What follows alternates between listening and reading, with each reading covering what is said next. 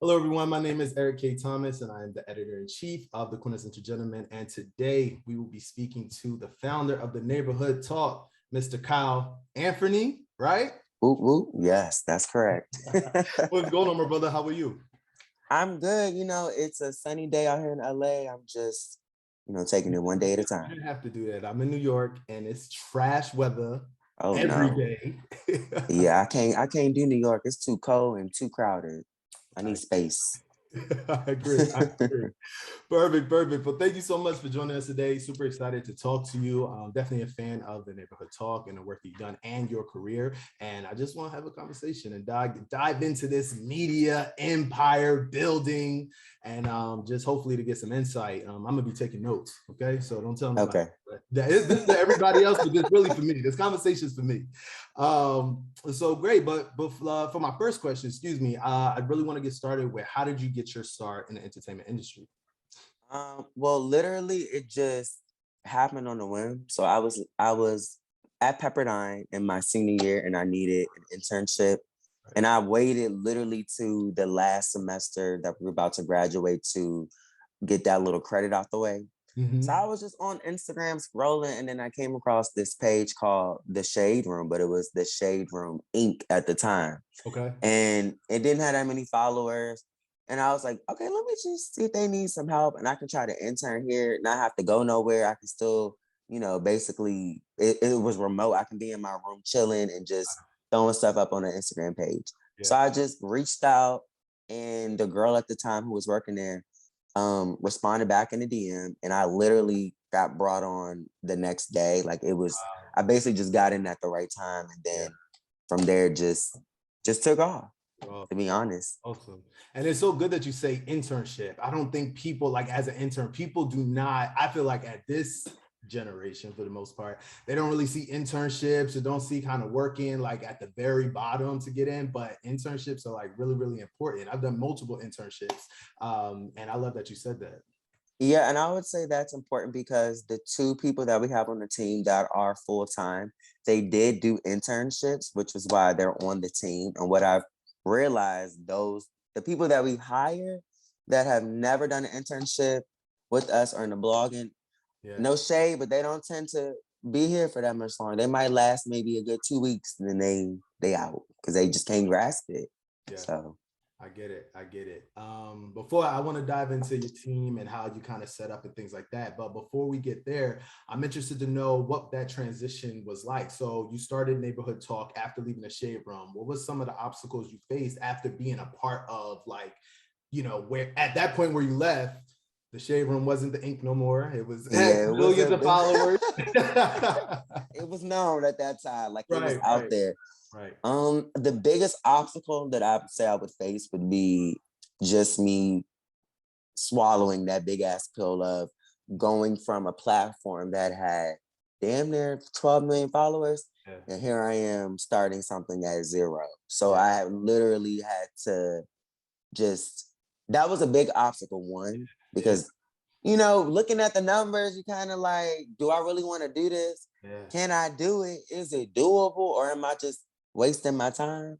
So I would say that was the biggest obstacle, was just being consistent with it, because there in the beginning stages, there are certain days I was like, I don't know, like maybe I'm in over my head, but I kept going with it. So No, that's good. It's consistency. I even say with our platform, I tell anyone, the one of the biggest things that we've done is be consistent. We've been doing the same mm-hmm. thing for 6 years, providing the same, uplifting Black men and having that same messaging and continuing to go through, that kind of journey on that, but not pivoting from there. So that consistency Right. is key. It sure is. So as a, media owner, and I always like to say, media brands are definitely different now because I consider us media tech. We're in mm-hmm. that tech, we're very much in that tech space. Sometimes someone's like, oh, you a tech? I said, oh, I am a tech company. Like, yeah, I had to realize that. I was like, oh, you definitely are in that space. Did you find that with social media itself, and then of course you have social media, which is a component which you use to promote and things like that, but then you also have your website, which actually has actual articles and things of that nature. Mm-hmm. Did you find it challenging to kind of focus on one over the other in terms of creating the brand, or from a branding perspective? Does one weigh more than the other?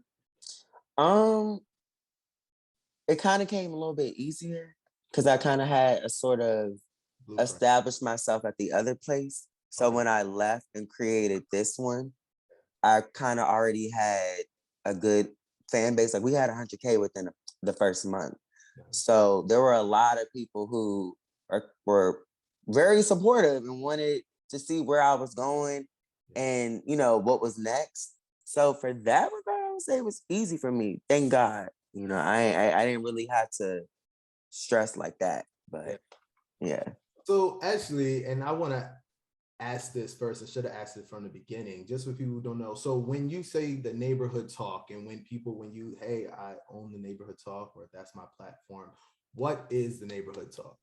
The neighborhood talk is basically what it is, like what the word is. It's an online neighborhood.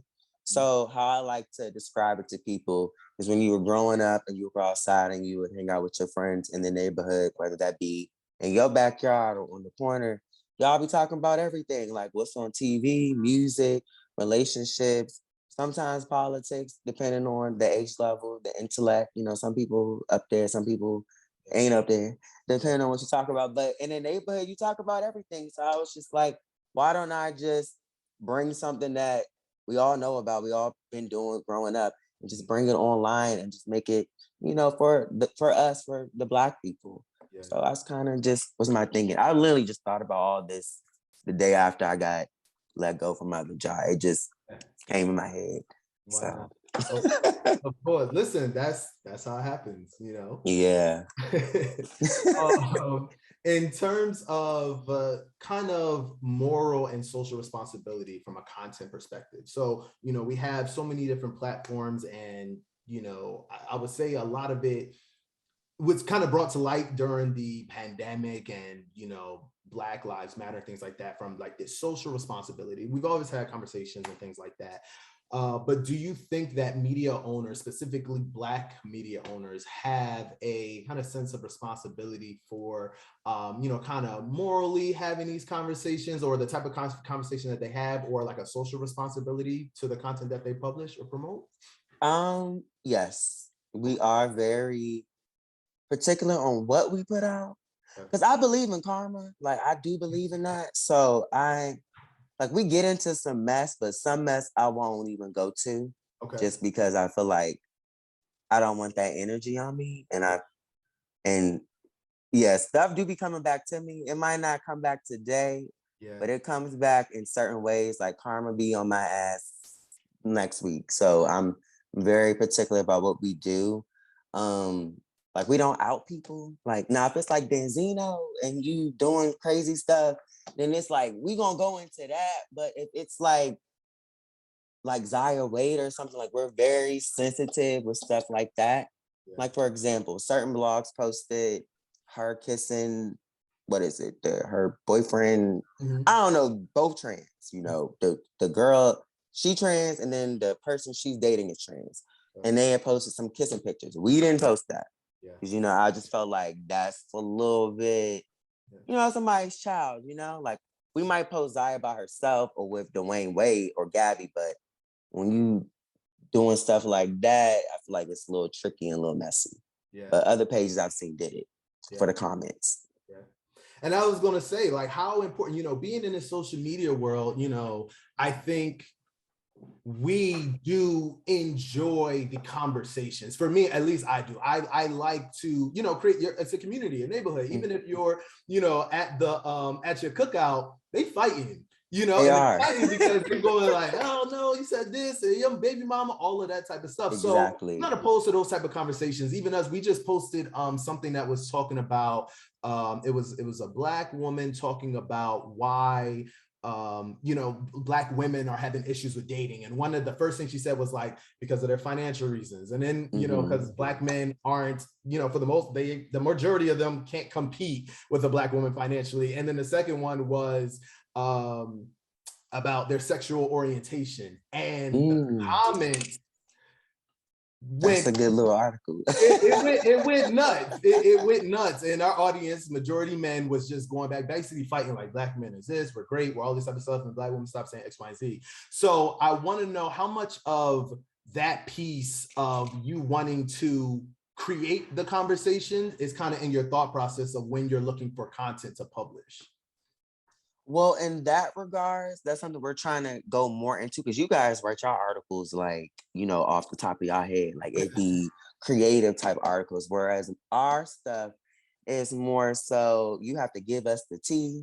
Yeah. So if it's like something dealing with a celebrity, it's already pretty much out there. Yeah. We're just gonna put it in our own words, or if it's like an exclusive, you'll call me and give me the tea, and then I write it out. But we're trying to get more so in a space, kind of like you guys, but y'all got your own thing, but just doing more creative type pieces versus more so pieces from like TMZ, like, like ABC, coming off our own creative content. Yeah, no, that's good. And I think, it's always say, first of all, Black media is still in a minority. I don't care what no one says. I know. People say, oh, you trying to be like this person. No, I don't care if there's a whole bunch of other neighborhood talks or another. There's so many people that there's enough for us all to have our own content and to have our own. Yeah, and we all tell it differently, which is what I've realized. So, it's kind of like a grocery store. You go in there, it's 50 million bread brands, but pick which one you like. It's something for everybody. Exactly. And it's the perspective. You look at what is that perspective. We may be all saying the same thing. One of the big things for us is what I found and why I created brand and focus so much on our conversation, our perspective, is because I would see articles about, Queen and Slim and what that meant for Black women.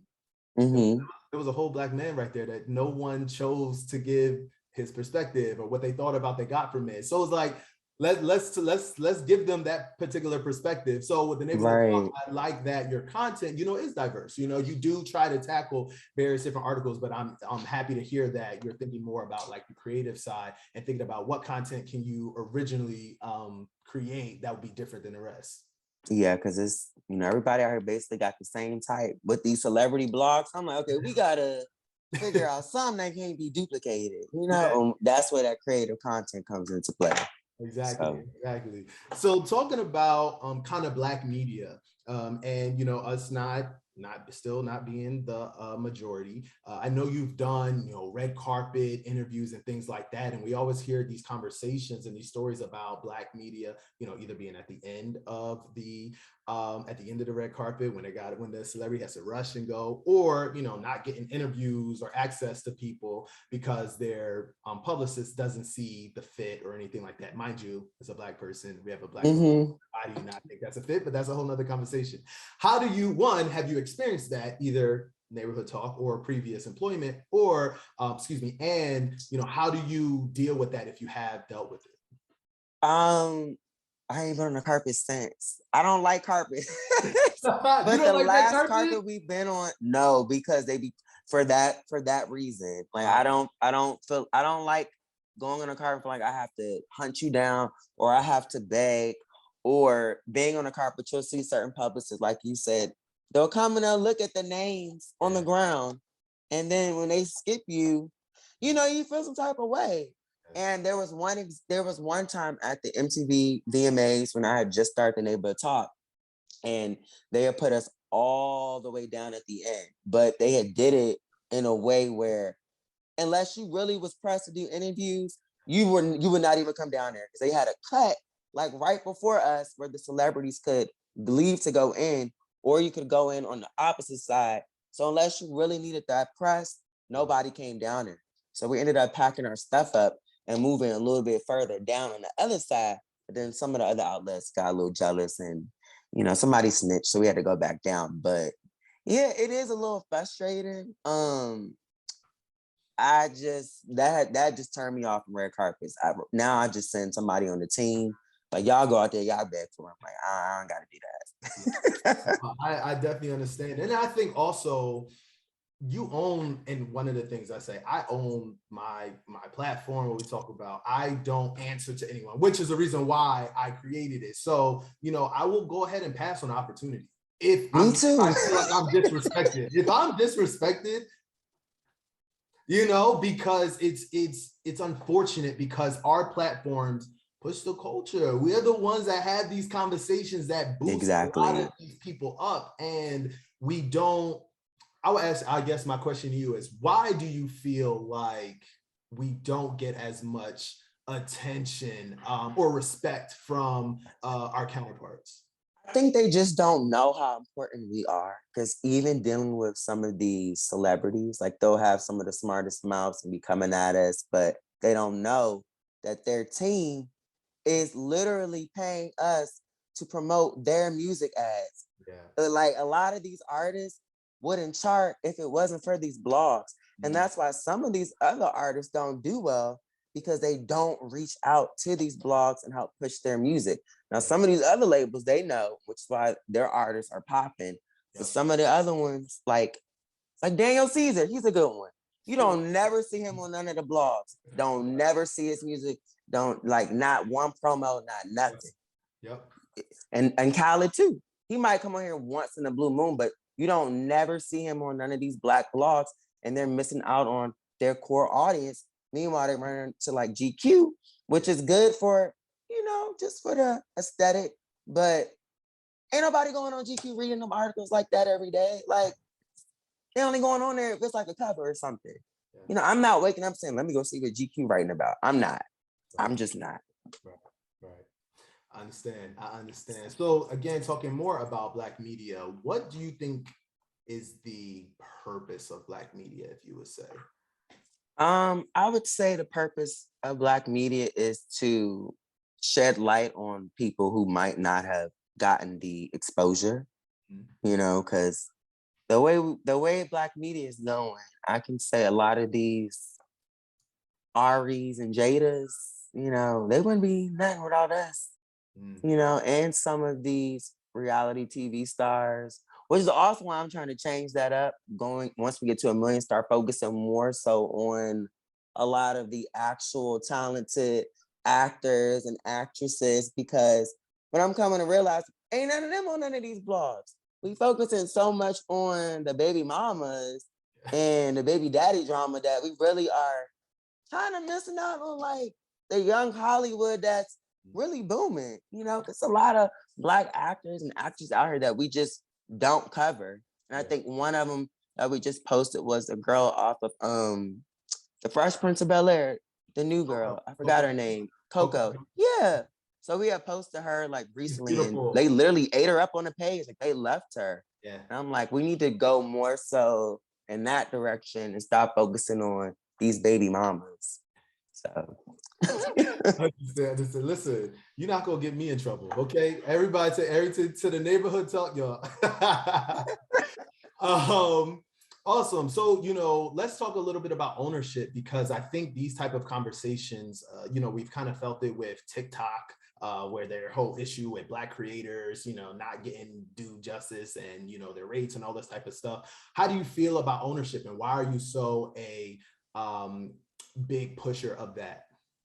Because being where I was before and putting all that hard work into it and just, being tossed like it was nothing, that right there told me I will never, ever, ever be in a position where I'm making somebody a lot of money and then I got to start all over again from the ground up and somebody control my life. No. So that's for me why Black ownership is important. So nobody can kick you out, take what's yours, you own it. You make the decision.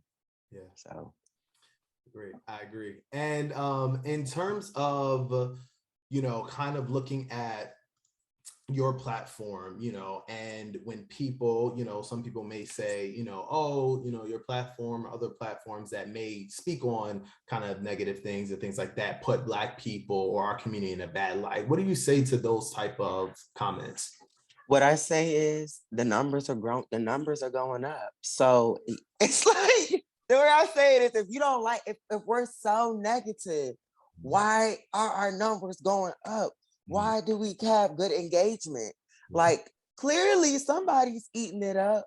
Yeah. but we do counterbalance it with positive stuff. The thing is, when we post positive things, they don't get engagement. They don't engage with it, but then they'll cry on a different post about, y'all don't be showing Black people in a good light. We do, y'all just skip over it. Yeah. So it's just, but I don't be paying that much no attention. I'm like, you can unfollow. Ain't nobody forcing you to look at this stuff. I get it. I get it. So getting into the business side, talking about your team. So what does your team look like? So you at the top at the helm. What does the neighborhood talk look like so that we can start getting people who are interested in pursuing this opportunity or this career or this particular business venture can kind of get some feedback? Okay, well, we're all virtual. So I'm the only one that lives in LA. We have Deasia, who you guys might be familiar with. She's really good. She has like funny captions and stuff. And she's our senior editor. She lives in Atlanta. We have Michelle, who's in Florida. She's part-time. And then we have Keith, who's in DC. So we just all over. But a typical work day for them would be they work 8 hours. So they do 8 to 4, like a regular job. And then one might come on and do 12 to 8. Okay. So it's literally a regular job. They don't sit on here. They don't play because I be on that ass because I don't like paying people just to be doing nothing. You know, money is, I got to keep that in my pocket. You know what I mean? Yep. So they come on, they write articles, they look for tea. They got to keep the page moving because we have a lot of ads and we separate each ad with 4 posts. So it's not looking like a just spam clutter. Yeah, we like to keep it organized and neat. Yeah. It looks easy, but it's stressful because you have to find the pieces of content that y'all care about. So it could be something I care about, but y'all just ain't gonna have no interest in it. So you just have to figure out what do they like and being able to get it up first, because in the blogging industry, like I said, we're already competing with, my other place. So it's engagement is key. So if they saying Kim K smack Kanye on TMZ, we got to get that up first for Hollywood Unlocked and TSR, because if they post before us, they done took half the engagement because everybody follow the same pages. So that's one thing that I be on their ass about is being first. Because when we be first, we get that engagement and them numbers go up. But being first and being right, you gotta be right. You gotta be right. That's why it's gotta be trustworthy websites. Like you can't be on no media takeout and about to throw that up. No, because then I'm gonna be like, what the hell you doing? Right. So all right, just making sure. Just keep you on your toes. Yeah, I know. We definitely fact check. There's something wrong, they eat us up, and then I'm mad for the rest of the day because they just dragging me on every other post. So they come at me. They can mess up, and their name could be in the article. They don't even see them. They will come straight to my page, tag me, DM me, and it's like, damn, they be on my ass. I'm sure. So, all right, you said timetables from 10 to 4 or 12 to 8. Y'all post after 8 o'clock and sometimes after midnight. So who working the late night shift? That's me, but it's only because I'm always I micromanage, but I micromanage from a distance. Okay. So like right now, how I could be like talking to you, I could be on another phone just saying, okay, is the page moving? Like what's going on? But when they're done at 8, because they live on the on the East Coast, that's 5 o'clock, like my time in LA. Yeah. So right now I'm the only one. So when they're done at 5, that's me who's posting at night. Yeah. So, I might go off and go to the store or something, and I might see something at 10 o'clock. I'm like, oh, let me throw this up. Might be at the club, might see somebody getting into it, just checking my phone. I'm gonna post that. So we are 24 hours, and sometimes Deasia will randomly post something at 12 o'clock my time. I'm like, girl, it is 3 a.m. where you are. Yeah. Why are you up? Yeah. So you just gotta really like it, because when you like it, it doesn't feel like a job. It just feels like, I'm giving them the tea, But I also like, again, of course you had your background, but I think there's a bigger story with business owners and entrepreneurs knowing how to do every part of their business. And that's everything that I ask my team to do, I'm able to do myself. I can write, Correct. I can take a picture, I can do graphics, I can do all those things that need to do to keep us moving. But I think a lot of people, you know, when being interested again, and we talk about people that's looking to have this as a career, business, or whatever, you have to know all aspects of your business, because when that person leaves, they holding a gun to you, because now you don't know how to do the things that they're able to do. That is so true. And I know how to do everything on the page, but on the background, like actually running a business, I will say I did have to take a little business class just to kind of, Of course. get familiar, like just to know what's going on. Because there were certain things I will say when I started the neighborhood talk, I didn't have the slightest idea about running a business. I just thought I'm gonna just throw this Instagram up and we gonna be good. I have an LLC. I pay my business taxes quarterly. Which is pretty hefty, which I ain't know nothing about before. So it's a lot of stuff I had to literally learn after my other job when I started this. So, and and thank God for my mom's, because she helped me out too. So awesome. Oh, listen, you got to find the support around you. Everybody can't check to be able to hire the people. You got to find the people that know. Yeah, so you definitely got to have a good support system if you're trying to do something like this and just start a blog, because it's not easy. It's not. Now, would I do it again? No. That's it. You wouldn't do it. No. That's it. No, I couldn't do it. Really? Nah, it's just too much. I mean, I'll be honest, like that first year did kind of send me into a little depression for a while, but I mask it really well so people can't tell. But yeah, it's hard. Like I would not want to start over again. It's just not fun. Then you got to play with Instagram's rules with the shadow banning, and then they take certain posts down that is on other people's pages. You got to play with Instagram politics. Like I didn't know Instagram was this shady until I started my own thing. Okay. And I'm like, y'all mean. Then you can't contact these people. It's just, it's something else. I'm sure. And, still talking about, I know you've been giving some, but there was one advice you could give someone if they wanted to start their own blog or media platform, what would that be? Know in your heart that this is something you really, really, really want to do.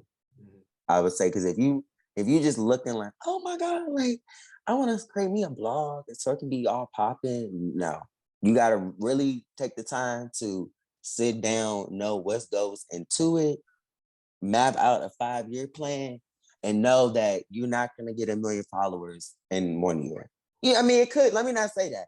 It could, depending on who you are or what you do. Go out here, you slap the right person. I don't know. It could work out for you. But just know that everybody's journey is different, and what worked for that person may not work for you. Because what I tell everybody, don't try to duplicate what I did. It's not doable, because I kind of had a start from where I came from that gave me that push to have success kind of early on. Whereas if a regular person started a blog, nobody knows you. You have to kind of get out there. And I don't know what that's like on Instagram, starting from zero and nobody knows your blog is even out there. Like I can't relate to that because people knew who I was. So just know what you want. Do you struggle with your personal brand and your business brand? Yeah. With the identities, because that's something I struggle with. Yeah, I don't even post on my own page no more, because I just feel like the neighborhood talk has consumed my life so much that in a sense it is my identity, but I'm trying to separate the two so I can have a life, because it does, like I told you, it is a little overwhelming. And there are certain days when I'm like, I don't want to look at this. Like, I don't want to look at no tea, no nothing. Even when I'm off, like I'll go and watch something on TV that is the furthest thing from mess, like no love and hip hop, no nothing. Like it can't be nobody we report on. It'll be like the damn Titanic, something random, like just to clear my mind. Right. No, I agree. I will say the only time that I really had a really, really bad time was actually during the pandemic.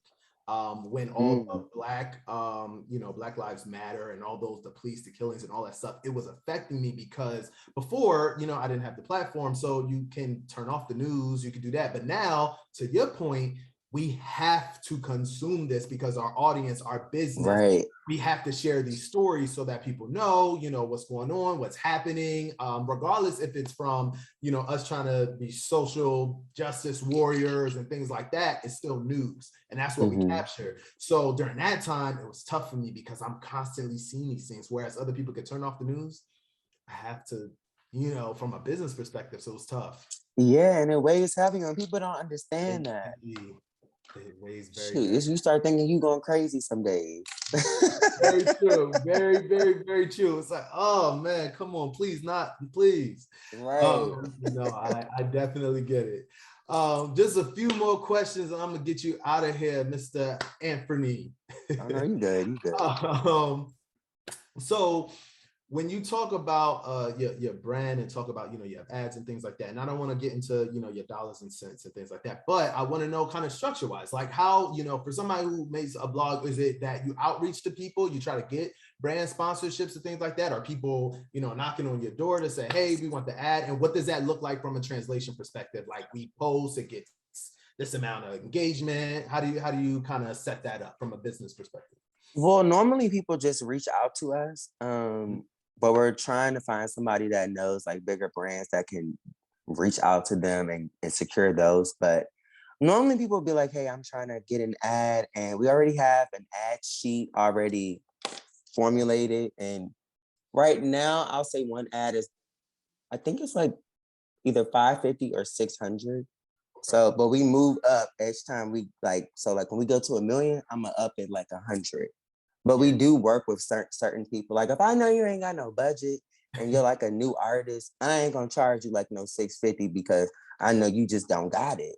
Right. But if it's somebody like Tammy Roman came today for an ad, Prima Donna, they gonna get the standard cheap because I know you got the coins in the pocket.